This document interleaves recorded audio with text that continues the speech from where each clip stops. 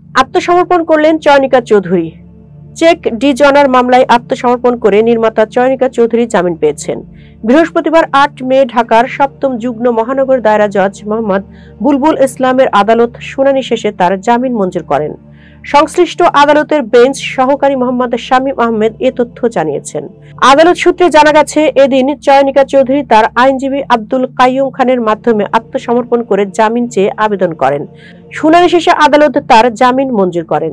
এর আগে ৬ মে মামলার বাদী প্রযোজক রাশেদুল ইসলাম রিয়াজের জেরার জন্য দিন ধার্য ছিল, তবে আসামি চয়নিকা চৌধুরী আদালতে হাজির হননি। তার পক্ষে আইনজীবী সময় চেয়ে আবেদন করেন, তবে আদালত সময়ের আবেদন নামঞ্জুর করেন।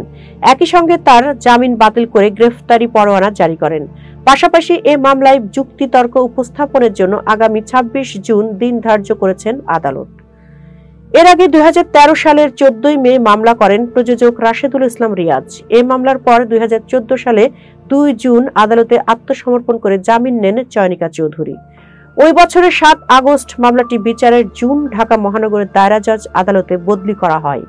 ২০১৫ সালের ১০ ফেব্রুয়ারি ঢাকার ৭ম যুগ্ম মহানগর দায়রা জজ আদালত তার বিরুদ্ধে অভিযোগ গঠন করেন। মামলার সূত্রে জানা গেছে, আসামি চয়নিকা চৌধুরীর মাধ্যমে প্রযোজক রাশেদুল ইসলাম রিয়াজ জীবন সুন্দর হোক নাটক নির্মাণের প্রস্তুতি নেন। এজন্য ২০১২ সালের ২৪ আগস্ট তাদের মধ্যে চুক্তি স্বাক্ষর হয়। চুক্তি অনুযায়ী চয়নিকাকে ২,৩০,০০০ টাকা দেন বাদী। একই সঙ্গে ২০১২ সালের ৩০ অক্টোবর চয়নিকা বাদী রিয়াজকে ২,৩০,০০০ টাকা চেক প্রদান করেন। তবে আসামি চুক্তিবদ্ধ হয়েও নাটক নির্মাণ করেননি। আসামি চয়নিকার সঙ্গে যোগাযোগ করলে তিনি নাটক নির্মাণ করতে অপারগতা প্রকাশ করেন। তখন টাকা ফেরত চাইলে তিনি ২০১৩ সালের জানুয়ারি চেক নগদায়ন করতে অনুরোধ করেন। পরবর্তীতে একাধিকবার টাকা নগদায়ন করতে গেলে চেক ডি জনার হয়। টাকা ফেরত চেয়ে আইনি নোটিশ পাঠানো হলেও তিনি টাকা ফেরত দেননি। পরবর্তীতে তিনি ঢাকার আদালতে এসে তার বিরুদ্ধে মামলা করেন।